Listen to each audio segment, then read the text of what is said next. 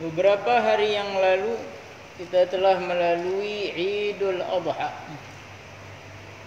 di mana dalam Islam Idul Adha adalah Idul Kabir, hari raya besar, lebih mulia daripada hari raya Idul Fitri. Dan sebelumnya kita mengalami puasa Tasu'a, puasa Arafah dan juga Tarwiyah, mana orang yang berpuasa di tanggal 9 Dzulhijjah atau di Yaum Arafah, Allah mengampuni segala dosanya selama 2 tahun. Tahun sebelumnya dan tahun setelahnya. Maka beruntung mereka-mereka yang melaksanakan puasa Arafah. Dan rugi yang meninggalkan puasa Arafah. Karena Nabi SAW sangat memperhatikan puasa Arafah. Dan di saat Idul Adha disunnahkan bagi kita berkurban, baik kambing ataupun sapi ataupun unta. Orang yang berkurban di hari raya Idul Adha dan juga ayyamit tasyriq, mereka akan mengendarai kendaraan saat menyeberangi siratal mustaqim. Ama warada dhahu dhahayakum fa innahu 'ala sirati matayakum. Dan orang yang berkurban itu diampuni seluruh dosanya. Nah, kita selalu memikirkan bagaimana meraup keuntungan dunia, tapi enggak memikirkan meraup keuntungan akhirat. Hingga di akhir zaman Nabi SAW menyebutkan ada sebuah penyakit yang lebih ngeri daripada corona, yaitu penyakit al-wahn. Apa itu wahn, kata sahabat? Nabi SAW mengatakan hubbud dunya wa karahiyatul maut. Cinta terhadap dunia dan membenci kematian, alias takut mati. Gak senang kalau diingetin kematian. Cinta terhadap dunia. Pusing adanya PPKM, PSBB, ya. Kenapa pusing? Duit gak ada.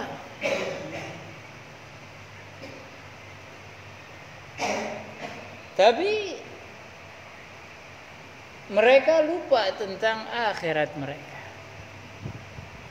Dan yang jadi musibah sekarang, yang pengen nyari dunia susah, yang pengen nyari akhirat susah. Dua-duanya jadi rumit. Maka dari itu beruntung orang-orang yang beriman, yang memikirkan akhiratnya lebih penting daripada dunianya. Maka dari itu, bagi kita yang masih memiliki iman, nabung untuk berkurban tahun depan. Jangan takut miskin gara-gara berkurban. Ini hari raya besar, hari raya yang hampir secara keseluruhan di hari raya Idul Adha ini mengambil dasar dari Nabi Allah Ibrahim alaihissalam, yang disebut dengan julukan Abul Anbiya, bapaknya para nabi. Karena Nabi Ibrahim memiliki anak 2. Nabi Allah Ismail, beliau adalah kakeknya Nabi SAW, dan yang kedua Nabi Allah Ishaq. Nabi Allah Ishaq memiliki anak yang bernama Nabi Allah Ya'qub, yang disebut juga namanya Israel. Nama Nabi Allah Ya'qub Israil. Sehingga anak-anaknya itu, beliau punya anak banyak, ada 9. Anak-anak beliau disebutnya Bani Israil. Makanya jangan ngejek Bani Israil. Karena anak-anak Nabi Allah Ya'qub diantaranya Nabi Allah Yusuf alaihi salam.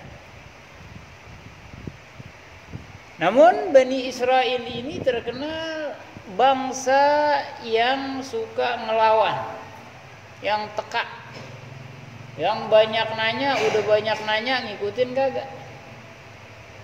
Kayak orang zaman sekarang, alhamdulillahnya kita umat Nabi ditaruh belakangan. Kalau enggak udah masuk dalam kitab Nabi setelah kita. Kalau ada Nabi setelah Nabi, bakal masuk nih umatnya Nabi Muhammad teka, umatnya. Tapi alhamdulillah berkat Nabi sallallahu alaihi wasallam ditutupin sama Allah. Sehingga para umat selain umatnya Nabi Muhammad enggak tahu keburukan kita. Ini diantara hikmah kenapa Nabi Muhammad diutus sebagai akhirul anbiya. Bani Israil, mereka diantaranya Nabi Allah Yusuf alaihi salam dan Nabi Allah Binyamin dan seluruh saudara-saudara Nabi Allah Yusuf.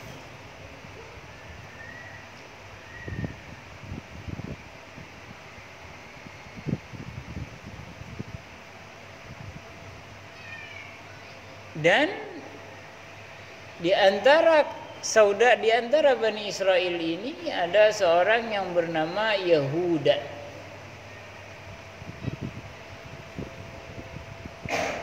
Pertama saat Nabi Allah Yusuf tenar menjadi nabi, rasul dan pemimpin di Mesir, orang-orang mengira keturunan Nabi Allah Ibrahim yang dari Nabi Allah Ishak akan terkenal dengan nama Yusufi. Tapi kata Yahuda, tidak, keturunan Nabi Ishak akan dikenal sebagai Yahudi. Makanya harus kita ketahui yang harus kita benci itu kekafiran, bukan sekedar sebutan. Karena kalau kita benci dengan Bani Israil, berarti kita benci dengan para anbiya. Benci dengan anaknya Nabi Ya'qub. Benci dengan cucunya Nabi Ibrahim, Nabi Ishak. Walhasil amaliyah di bulan suci atau di bulan haji ini umumnya mengikuti apa yang dilakukan oleh Nabi Allah Ibrahim, Khalilullah. Dari Al-Hajj, beliaulah yang pertama yang mengumandangkan untuk melaksanakan haji. Begitu disuruh sama Allah, wa'adzin fin nas, teriak azan, teriak yang kencang untuk manusia agar haji. Nabi Ibrahim bingung, ya Rabb, bagaimana mereka mau dengar teriakan saya? Karena saya dengan anak saya sama istri saya doang. Di mana? Di Makkah, belum ada orang. Apa kata Allah? Alaikan nida wa alainal balagh. Tugasmu teriak, mengajak, yang menyampaikan. Makanya bagi dai jangan pernah mengharap ucapannya didengar. Tugas kita menyampaikan, orang dengar nggak dengar, yang nyampein siapa? Allah, bukan kita. Maka sangat salah kalau ada ustadz bilangin muridnya begini, dia kagak dengerin, dia kesel. Akhirnya muridnya salah, bilang kualat tuh. Na'udzubillah. Masa ustadz pengen muridnya kualat? Jadi tugas kita menyampaikan dan hidayah datangnya dari Allah. Kemudian setelah Nabi Allah Ibrahim membangun Ka'bah dan mengajak orang untuk haji, tiba-tiba sebelum-sebelumnya saat Nabi Allah Ismail masih kecil, datang Nabi Allah Ibrahim menyambangi beliau. Dalam tidurnya Nabi Ibrahim mimpi bahwasannya Allah menyuruhku untuk menyembelih engkau wahai Ismail. Maka Nabi Allah Ismail mengatakan, wahai ayahku, kerjakan perintah Allah, engkau akan dapati aku sebagai orang yang sabar insya Allah. Tapi kata Nabi Ismail, wahai ayah, sembelih aku jauh-jauh, jangan sampai ibuku lihat. Karena ibu itu nggak tegaan, akhirnya kita nggak bisa jalanin perintah Allah. Maka dibawalah Nabi Ismail oleh Nabi Allah Ibrahim. Setelah beberapa jauh dari Ka'bah, tepatnya di Jumratul Aqabah, di Jumratul Thalath, ada syaitan iblis yang mengganggu Nabi Ibrahim. Jangan dibunuh, itu anak kamu, itu mimpi cuma dusta.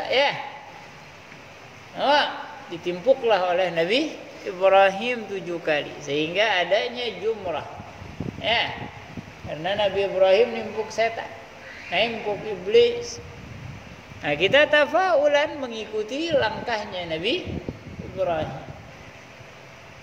Nah, kalau langkahnya Nabi Ibrahim begitu dimuliakan oleh Allah dan beliau adalah Khalilullah, bagaimana perilaku Nabi Muhammad sallallahu alaihi wasallam yang beliau Habibullah. Nah, akhirnya disembelihlah Nabi Allah Ismail oleh Nabi Ibrahim. Sembelihan pertama enggak kebeler lehernya. Tahu kebeler? Kata Nabi Ismail, ayah, pejamkan matamu, mungkin kau gak tega ngelihat aku. Pejamlah Nabi Ibrahim, digorok lagi, enggak luka. Kata Nabi Ismail, ya ayah, mungkin pisaunya kurang tajam. Lihat diujinya kedua Nabi. Emang kalau orang udah baik dari kecilnya, udah kalau orang pilihan dari kecilnya juga udah hebat. Coba kalau kita sekali nggak mempan berarti nggak boleh ya, berarti mimpinya salah tuh ya. Itu yang baik tuh ya. Akhirnya diasah lagi oleh Nabi Ibrahim sehingga pisaunya itu kalau ada rambut jatuh kena mata pisaunya putus. Saking tajamnya. Kalau yang demo pisau korban kan jeruk dibanting, potong, hajar. Tajam itu udah tajam tuh, lihat. Aqua dia dibabat. Udah tajam. Dimana dengan pisau yang kalau rambut jatuh putus. Berapa sih beratnya rambut? Akhirnya disembelih oleh Nabi Ibrahim, tidak mempan juga. Karena ketulusan mereka berdua, Allah menurunkan dari langit seekor kabsh, kambing domba. Makanya korban pakai daging domba lebih afdal. Tasyabbuh ya. Seperti yang Allah turunkan kepada Nabi Ibrahim. Turunkan seekor domba dan sebagai pengganti Nabi Ismail. Mulia enggak Nabi Ismail? Ya. Nabi SAW bangga dengan kakeknya tersebut. Beliau mengatakan, ana ibnu dzabihai. Aku putra dari dua orang yang harus disembelih. Yang pertama Nabi Ibrahim, Nabi Ismail. Yang kedua ayahnya Sayyidina Abdullah bin Abdul Muttalib karena nazar kakeknya. Walhasil disembelihlah daging tersebut dan dibawakan kepada orang tuanya. Haji mengikuti Nabi Ibrahim. Yang kagak haji ikutin Nabi Ibrahim. Dan Allah menyuruh kita wattabi' millata Ibrahim hanifa. Dan ikutilah langkah Nabi Ibrahim. Makanya kita jangan apa? Kalau nggak bisa haji, ya mala yudrak julluh la yutrak kulluh. Segala sesuatu yang kagak kita bisa raih semuanya, jangan tinggalin semuanya. Puasa Arafah kagak, ya pergi haji, sayang duitnya, ya. Atau nggak mampu, kalau yang punya duit nggak haji, ya. Ada Nabi, aku khawatir dia meninggal kalau nggak Yahudi, Nasr. Jika tanpa ada alasan. Tapi sekarang hampir saja menjadi kesepakatan fuqaha bahwa haji tidak wajib karena jalannya nggak aman. Ya, banyak pembegal. Walaupun nggak kayak dulu pembegal yang tutup mata atuh, sekarang enggak. Nggak pakai tutup mata. Walhasil haji kagak, kurban juga kagak. Jangan. Salah satunya kalau yang nggak punya duit jangan tinggalin puasa Arafah. Yang punya duit bisa puasa plus berkurban. Fastabiqul khairat, berlomba dalam kebaikan. Makanya sekarang nih udah lewat deh, ya. Yang lalu nggak bisa korban. Dari sekarang kumpulin duit. Niatin duitnya ini nanti buat beli kambing di musim haji. Kita berkurban. Begitu kambing kita disembelih, darah pertama menetes menghapus seluruh dosa kita. Kalau yang nggak bisa haji, nggak ada duit, ya boro-boro haji, ya. Kalau solo aja ngutang, ya. Kalau solo aja nebeh, ya. Apalagi jangan kecil hati, ya. Yang penting punya niat kuat. Kita sering ceritain ada Haji Ali di Condet, Kang ojek. Ojeknya pakai Vespa. Tukang nganterin salah satu anak seorang habaib Al-Attas. Subhanallah, dia udah haji 2 kali. Rezekinya dari mana? Allah yang ngatur melalui bapaknya si anak. Sekali diajak, beberapa tahun kemudian diajak lagi. Makanya jangan kecil hati. Makanya deketin orang yang apa? Yang soleh, yang dermawan. Jangan deketin orang kaya. Orang kaya mah say hello doang, lagi butuh lu dipanggil. Nggak butuh, assalamualaikum. Daripada berangkatin lu ngapain? Cari orang yang dermawan. Orang kaya ada yang pelit, ada yang dermawan. Dekat sama yang dermawan. Bukan mengharapkan kebaikannya. Bukan. Kalau kita berbuat baik jangan pilih orang. Si miskin, si kaya, baikin.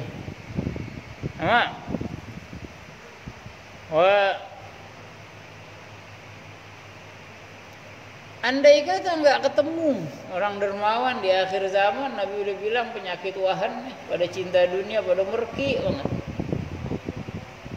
Maka lakukan amalan yang disuruh oleh Nabi Shallallahu Alaihi Wasallam. Nabi mengatakan siapa yang sholat subuh berjamaah dan duduk di musallahnya, di tempat dia sholatnya, nggak bicarain dunia, zikir, qiraatul Quran, majlisul ilm, sampai terbit matahari dan terangkat 1 tombak, atau kalau di jam-jam begini disebutnya waktu syuruk. ya, waktu isyraq. Kemudian salat 2 rakaat, maka dia mendapatkan pahala haji dan umrah sempurna katanya. Kalau yang pakai duit aja kadang-kadang masih bayar dah. Pulang ke Indonesia tawafnya salah. Nah, loh, udah kawin, udah beranak pinak. Nah, sama itu semua anaknya haram semua. Perbuatannya haram. Anaknya tetap anaknya, tapi ya, Pak, dia wajib bayar dam demi dam. Na'udzubillah. Makanya amal yang ringan ini tapi jarang yang melakukannya. Habib Alwi bin Syihabuddin nggak pernah haji tapi melakukan ini terus. Sekali beliau pengen haji di demo sama orang Tarim. Nah, orang Tarim sangat apa? Kehilangan dengan perginya Habib Alwi. Dan saat itu Habib Alwi sudah tua, begitu beliau mampu sudah tuh. Maka diutuslah cucu beliau Al-Habib Abdullah bin Muhammad bin Syihab untuk membadalkan beliau. Dibadalin oleh Habib Abdullah bin Muhammad bin Syihab. Dan beliau ditanya, ada yang protes gitu ya. Namanya manusia. Ya, ada yang senang, ada yang benci. Habib ente kenapa enggak pernah haji? Bla bla bla. Habib Alwi, alhamdulillah setiap hari saya haji. Alhamdulillah setiap hari. Wa subhanallah. Orang yang di hatinya ada sesuatu dengan Habib Alwi, lu nggak pernah haji gimana ini ya? Berangkat haji ngelihat Habib Alwi di tawaf. Itu Habib Alwi itu, ya? Mirip kali. Ditegur sama dia, diajak ngobrol, ya? Habib, anak pengen nanya masalah gini. Jawab Habib Alwi. Pulang dari haji disambut Habib Alwi. Hajjan mabrur wa sa'yan mashkur wa tijaratan tantabur. Kata orang ini, wa antum kadzalik Habib. Engkau juga. Sebelahnya bilang, Habib Alwi enggak haji sama kita ditarik. Wallahi anak ngobrol sama Habib Alwi waktu tawaf. Wallahi anak ngobrol sama Habib Alwi waktu tawaf. Habib Ahmad bin Zain Al-Habsyi alaihi ridwanullah saat menerangkan tentang haji, banyak yang protes karena Habib Ahmad belum haji waktu menerangkan haji. Kata Ahmad bin Zain di dalam hatinya, dalam hatinya lagi majlis begini, dia bilang, kata Ahmad bin Zain nerangin tentang haji. Haji itu ilmu praktek, mana dia ngerti? Habib Ahmad bilang, ya bulat. Habib Ahmad bin Zain itu kalau ngajar soroha, tahu soroha? Belak-belakan. Sama? Kata beliau, as-soroha roha. Belak-belakan tuh lebih terbuka udah. Ada orang kan yang pakai apa sih namanya? Kinayah ya. Baik lembut ya. Beliau enggak demen begitu. Ya pula, adapun saya Ka'bah yang tawaf di rumah saya. Karena beliau mendapatkan magam Sayyid Abdul Qadir Al-Jailani. Imam Abdullah Al-Haddad ditawarkan magam Sayyidina Abdul Qadir Al-Jailani. Kemudian Imam Haddad mengatakan, uridat alayya hal Jailani fasaraftuhu ila Ahmad bin Zain. Aku ditawari maqam Syekh Abdul Qadir Al-Jailani, maka aku alihkan kepada Ahmad bin Zain Al-Habsyi. Lima mala'ani min al-Idrus, karena aku sudah penuh dengan magam al-Idrus. Dan Syekh Abdul Qadir mengatakan, kullu qutbin yatufu bil baiti sab'an wa ana al-baitu ta'ifun bi khiyami. Setiap qutb itu tawaf di Ka'bah 7 kali, sedangkan aku Ka'bah yang tawaf di rumah. Alaihim ridwanullah. Idza arada syai'an an yaqula lahu kun. Ini udah apa? Hubungannya dengan kun fayakun. Bukan apa? Bukan film cinta kun fayakun ya. Tapi ini apa? Udah berkaitan, ucapan mereka bertepatan dengan firman Allah kun fayakun. Alaihim ridwanullah. dan mereka yahtam bil hajj wal umrah. Dan tidak ada yang terbesit di hati mereka untuk keluar negeri kecuali untuk haji dan umrah. Ziarah makam Nabi sallallahu alaihi wasallam ila al-Hijaz. Haramain asy-Syarifain. Enggak ada yang lain. Enggak kayak gitu punya duit mau keliling mau ke Turki, ya. Mau ke mana lagi? Mau ke Paris. Ngapain lihat besi ditumpuk? Sama itu. Depan,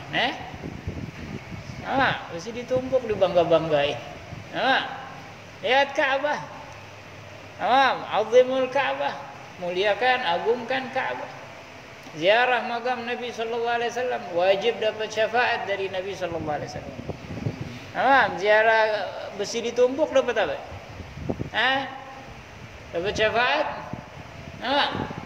Duit habis, Cuman orang bilang wow, cuman WAW, wow, buat apa? Ziaratun Nabi sallallahu alaihi wasallam mendapatkan keagungan yang mulia di sisi Allah Subhanahu. Niatin untuk bisa sampai ke makam Nabi sallallahu alaihi wasallam, bisa ke Makkah Al-Mukarramah, untuk melaksanakan haji atau minimal niat yang kuat. Enggak tahu gimana cara kita berangkat nanti. Alaikan nida, kalau Nabi Ibrahim disuruh sama Allah, alaikan nida wa alaina balagh. Kita alaina niyah wa 'ala Allahil balagh. Tugas kita niat, Allah yang nyampein. Tugas kita niat. Banyak orang yang kaya pergi haji, berangkat umrah. Banyak orang miskin bisa sampai ke Madinah Al-Munawwarah. Bahkan orang Makkah ada yang belum pernah melihat Ka'bah. Melihat Ka'bah belum pernah. Lahir di Makkah. Ada juga orang di Tani nggak tahu di mana makamnya Sayyidina Al-Faqih Al-Muqaddam. Ada mahrum namanya. Orang yang diharamkan oleh Allah. Sebagaimana bukti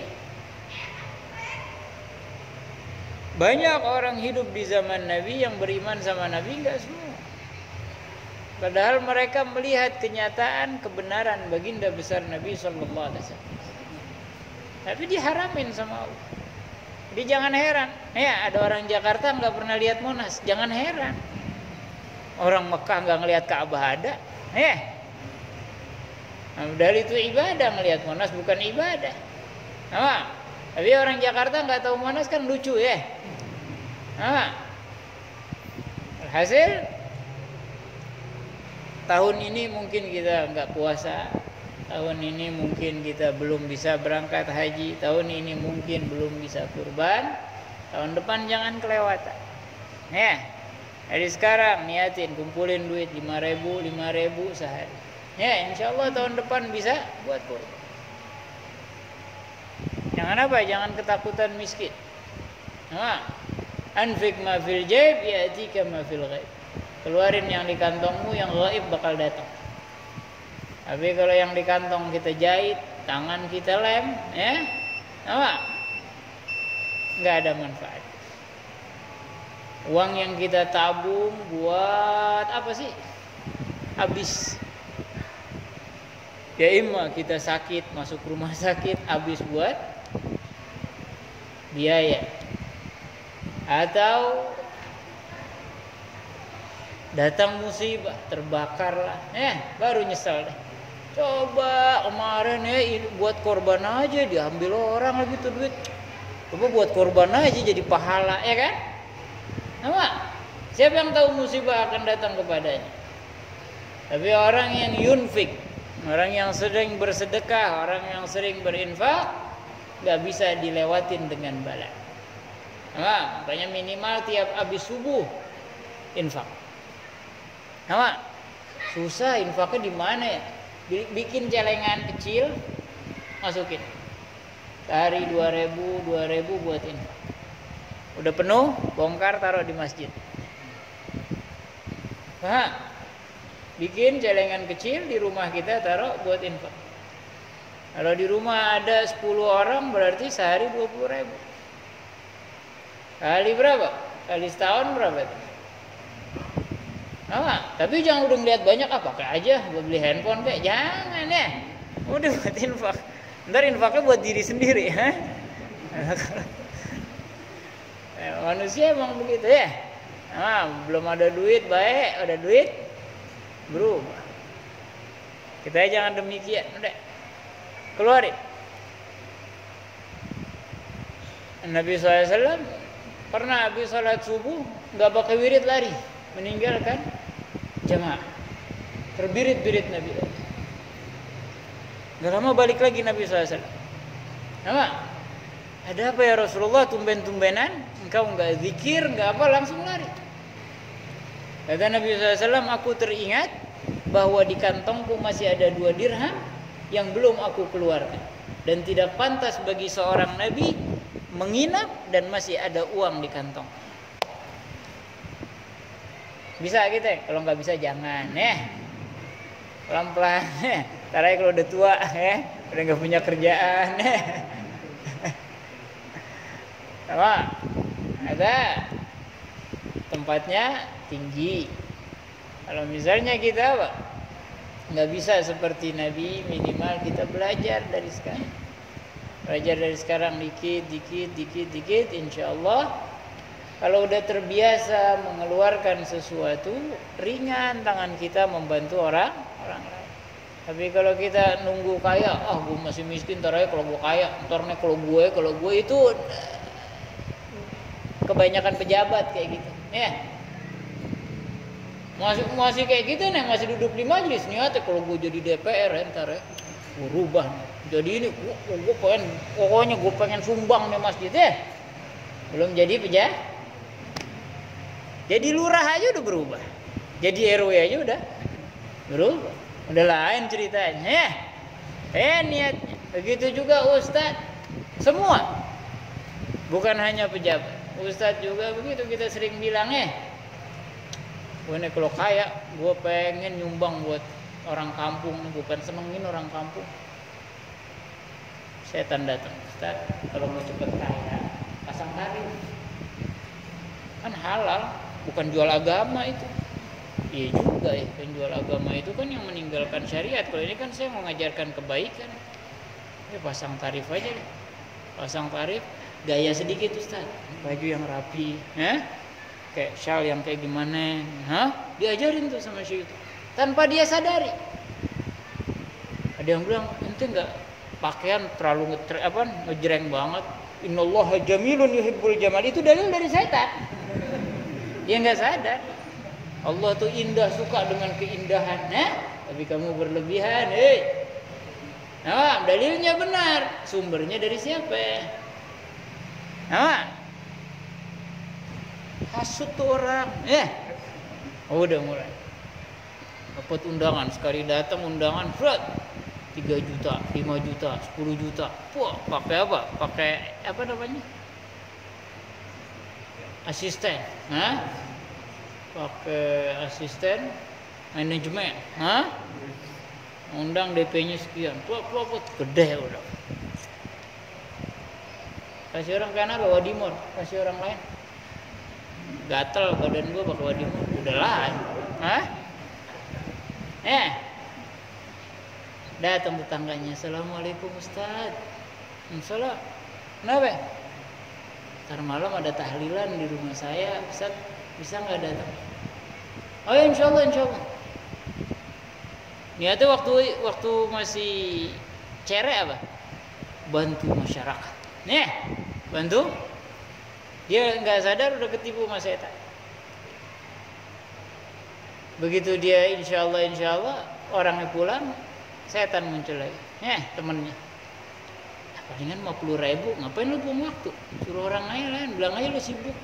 Jadi lu harga lu mahal. Ya juga ya. Maaf saya nggak bisa. Udah wakilin aja deh, ente aja yang hadir ya. Bilang anda lagi ada undangan tempat lain. Lupa dengan niatnya. Makanya kita dari apa? Dari miskin belajar derma. Nabi SAW ngasih kabar gembira buat kita orang miskin. Ya, ada orang kaya, duitnya banyak, 1 M. Ngasih sumbangan 100 juta. Ya salah. Banyak gak? Wow, 100 juta langsung terkenal tuh orang. Siapa yang gak kenal orang yang ngasih 100 juta buat masjid? Nah, tiap hari bisa diumumin. Ya, di perbincangan masyarakat. Ada orang miskin punya duit 10.000, nyumbang 5.000. Ditoleh juga kagak tuh orang. Tapi kata Nabi, pahalanya lebih besar orang miskin tadi. Kenapa? Karena dia menginfakkan separuh hartanya. Apa? Makanya jangan apa? Jangan kecil hati. Jangan kecil hati. Yang penting ikhlas lillahi ta'ala. Nah, jangan juga kayak dia di tromol Jumat, dilipit-lipit kecil, kirain dilipit kecil 100-an apa 500.000 dilipat kecil, enggak tuh 2.000 dibuka. Hah? Bilang aja malu ngasih 2.000, jangan belaga ikhlas ya.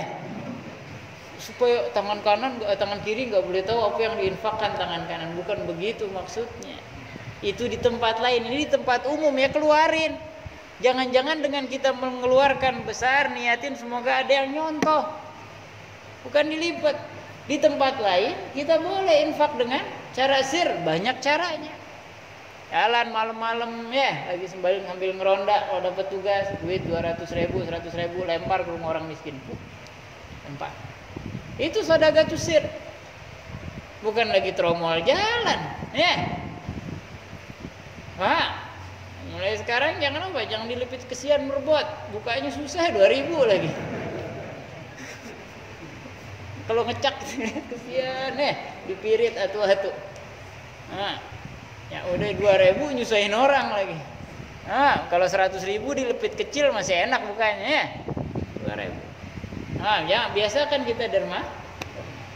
Wallahu taala alam.